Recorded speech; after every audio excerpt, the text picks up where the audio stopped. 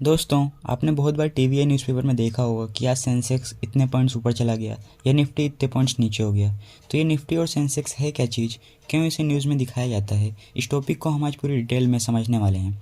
तो वीडियो को स्टार्टिंग से लेकर एंड तक जरूर देखना ताकि कोई भी इन्फॉर्मेशन मिस ना हो। तो निफ्टी या सेंसेक्स को समझने से पहले हमें इंडियन स्टॉक एक्सचेंज को समझना पड़ेगा। स्टॉक एक्सचेंज बेसिकली प्लेस होती है जहाँ पर शेयर्स की बाइंग एंड सेलिंग होती है, जिसे हम स्टॉक मार्केट बोलते हैं। और इंडिया में ये दो सबसे बड़े और पॉपुलर स्टॉक एक्सचेंजेस हैं, जो है BSE Bombay stock exchange and NSE national stock exchange. BSE established हुआ था सन 1875 में और ये एशिया का सबसे पुराना स्टॉक एक्सचेंज है। करेंटली बीएसई दुनिया का 12th लार्जेस्ट स्टॉक एक्सचेंज है। बीएसई लोकेटेड है दलाल स्ट्रीट, मुंबई, महाराष्ट्र में, और इसमें 5500 से भी ज़्यादा कंपनीज लिस्टेड हैं। वहीं नेशनल स्टॉक एक्सचेंज इस्टेब्लिश्ड हुआ था 1992 में। करेंटली एनएसई दुनिया का 10th लार्जेस्ट स्टॉक एक्सचेंज है। ये इंडिया का सबसे पहला स्टॉक एक्सचेंज था जिसमें modern fully automatic screen based electronic trading system provide किया गया था, ट्रेडिंग फैसिलिटीज़ को ईजी करने के लिए। एनएसई का हेड ऑफिस भी मुंबई, महाराष्ट्र में ही लोकेटेड है। अब निफ्टी और सेंसेक्स है क्या? ये हैं इंडेक्सेस। कंट्री के इकोनॉमिक डेवलपमेंट पता करने के लिए एक क्राइटेरिया होता है कंपनी के शेयर्स की फाइनेंशियल परफॉर्मेंस। लेकिन स्टॉक मार्केट में तो हज़ारों कंपनीज लिस्टेड हैं, तो अगर हमें मार्केट की परफॉर्मेंस को जानना है तो एक समय में हर एक कंपनी के स्टॉक को ट्रैक करना तो मुश्किल है ना। तो इसलिए एक सैंपल लिया जाता है कंपनीज का जो पूरे मार्केट को रिप्रेजेंट करता है, और इस स्मॉल सैंपल को कहते हैं इंडेक्स। तो बीएसई का जो इंडेक्स है उसे कहते हैं हम सेंसेक्स, और एनएसई का जो इंडेक्स है उसे कहते हैं हम निफ्टी।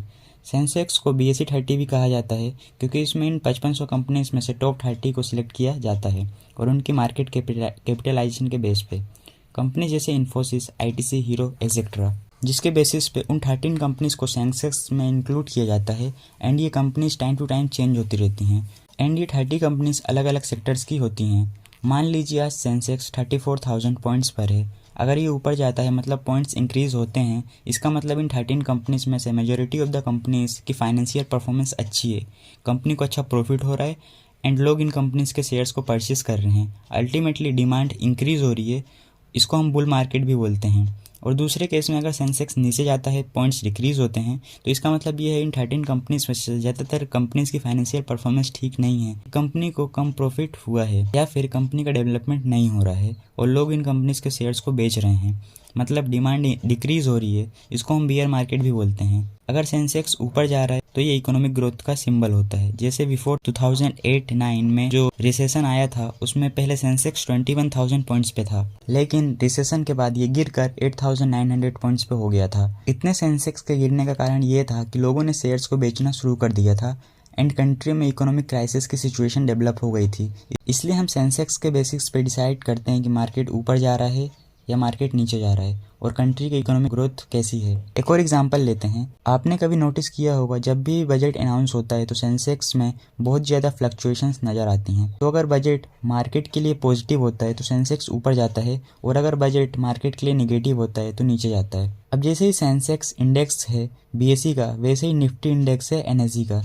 बट डिफरेंस क्या होता है, बीएसई में टॉप 13 कंपनीज का एवरेज लिया जाता है, लेकिन निफ्टी में टॉप 15 का एवरेज लिया जाता है कंपनी के मार्केट कैपिटलाइजेशन के बेस पे।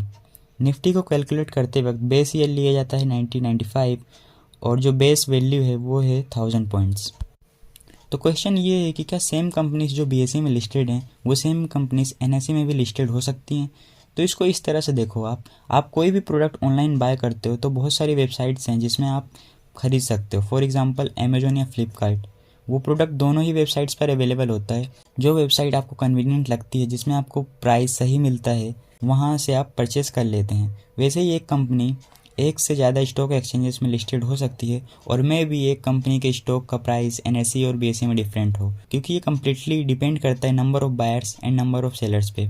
जैसे इंडिया में स्टॉक एक्सचेंजेस हैं, उनके इंडेक्सेस हैं, इसी तरह से इंटरनेशनल मार्केट में भी स्टॉक एक्सचेंजेस हैं। फॉर एग्जाम्पल यूएसए में न्यूयॉर्क स्टॉक एक्सचेंज और जापान में जापान एक्सचेंज ग्रुप है। तो इन कंट्रीज़ में भी अपने अपने स्टॉक एक्सचेंजेस हैं, एंड हर स्टॉक एक्सचेंज का अपना अपना इंडेक्स है। तो आज की इस वीडियो में हमने देखा कि स्टॉक एक्सचेंज क्या होता है, जहां शेयर्स की बाइंग एंड सेलिंग होती है। दो सबसे बड़े स्टॉक एक्सचेंज हैं इंडिया में, BSE एंड NSE। इन सब के इंडेक्स भी होते हैं जो हम कैलकुलेट करते हैं उनकी मार्केट कैपिटलाइजेशन के बेस पे। BSE का इंडेक्स है सेंसेक्स, जिसमें 13 कंपनीज लिस्टेड हैं, और NSE का इंडेक्स है निफ्टी, जिसमें 15 कंपनीज लिस्टेड हैं। और इंडेक्स कंपनीज एंड कंट्रीज़ की इकोनॉमिक ग्रोथ को शो करते हैं। तो आप नेक्स्ट टाइम कभी भी निफ्टी या सेंसेक्स पॉइंट्स को देखोगे तो आपको समझ में आ जाएगा कि एक्चुअल में इन पॉइंट्स का मतलब क्या होता है। तो दोस्तों, वीडियो पसंद आई हो तो लाइक करें, एंड नए हो तो इस चैनल को सब्सक्राइब कर लो, क्योंकि ऐसी इन्फॉर्मेटिव वीडियो मैं आपके लिए लाता रहता हूँ। Thanks for watching.